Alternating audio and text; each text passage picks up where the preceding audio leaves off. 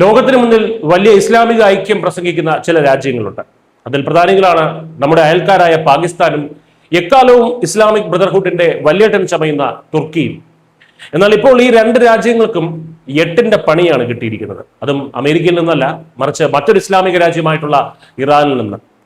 ഇനി എങ്ങാനും അമേരിക്കയെ സഹായിക്കാൻ ഇറാനെതിരെ തിരിഞ്ഞാൽ പിന്നെ പാകിസ്ഥാനും തുർക്കിയും ബാക്കിയുണ്ടാകില്ല എന്ന കർശനമായ മുന്നറിയിപ്പാണ് ഇറാൻ ഇപ്പോൾ നൽകിയിരിക്കുന്നത്.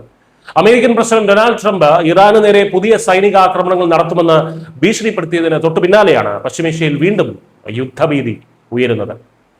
ഇതിന് പിന്നാലെ ഇറാൻ വിദേശകാര്യമന്ത്രി അബ്ബാസ് അരഗാച്ചി പാകിസ്ഥാൻ സൈനിക മേധാവി ജനറൽ അസീം മുനീറിനെയും തുർക്കി വിദേശകാര്യമന്ത്രി ഹഖാൻ ഫിദാനുമായി അടിയന്തര ഫോൺ ചർച്ചകൾ നടത്തി. അമേരിക്കയുടെ ഭാഗത്ത് നിന്ന് ഇനി എന്തെങ്കിലും പ്രകോപനം ഉണ്ടായാൽ അത് ശക്തമായി തന്നെ തിരിച്ചടിക്കുമെന്നാണ് ഇറാൻ ഇവരെ അറിയിച്ചിരിക്കുന്നത്.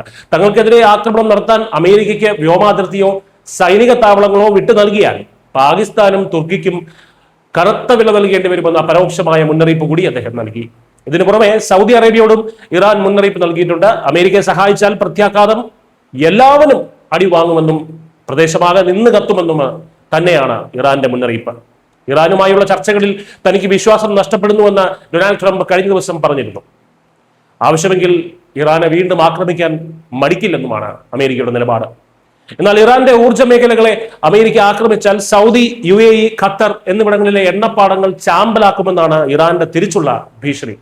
കുവൈറ്റിലേക്കുള്ള ഇറാൻ അയച്ച ഡ്രോണുകൾ കഴിഞ്ഞ ദിവസം തടഞ്ഞിട്ടതോടെ മേഖല വീണ്ടും ഒരു പൊട്ടിത്തെറിയുടെ വക്കിലാണ് എന്ന കാര്യം വ്യക്തമാവുകയാണ്. ഹോർമൂസ് കടലിടുക്കിലെ സുരക്ഷാ ഭീഷണികൾ കാരണം ആഗോള എണ്ണവിലയിൽ ഇതിനോടകം തന്നെ വൻ വർധനവാണ് ഉണ്ടായിരിക്കുന്നത്.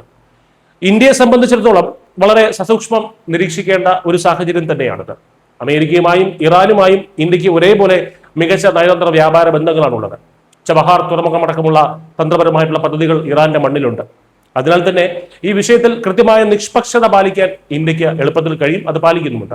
എന്നാൽ പാകിസ്ഥാനും തുർക്കിയും അമേരിക്കയുടെയും ഇറാന്റെയും ഇടയിൽപ്പെട്ട് സ്വന്തം നിലനിൽപ്പ് തന്നെ അപകടത്തിലായ അവസ്ഥയിലാണ് ഇപ്പോൾ ഉള്ളത്. ഇറാനെ അടിക്കാൻ സഹായിച്ചില്ലെങ്കിൽ നാറ്റോ രാജ്യമായ തുർക്കിക്കും അമേരിക്കയുടെ അടിമയായ പാകിസ്ഥാനും ട്രംപിന്റെ കോപത്തിനിരയാകേണ്ടി വരും. ഇനി ഇറാനെ അടിക്കാൻ സഹായിച്ചാലോ ഇറാന്റെ മിസൈലുകൾ വന്ന് നെഞ്ചത്ത് പതിക്കും. അതാണ് അവസ്ഥ.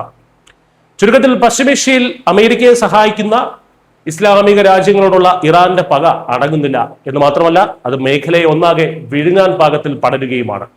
ഇതിൽ ആര് ജയിക്കുമെന്നതിനേക്കാൾ എക്കാലവും ഇന്ത്യ വിരുദ്ധ നീക്കങ്ങൾ കുടപിടിക്കുന്ന പാകിസ്ഥാനും തുർക്കിയും സ്വന്തം തടി എങ്ങനെ രക്ഷിക്കുമെന്നതാണ് ലോകം ഇപ്പോൾ ഉറ്റുനോക്കുന്നത്. News desk Keralam.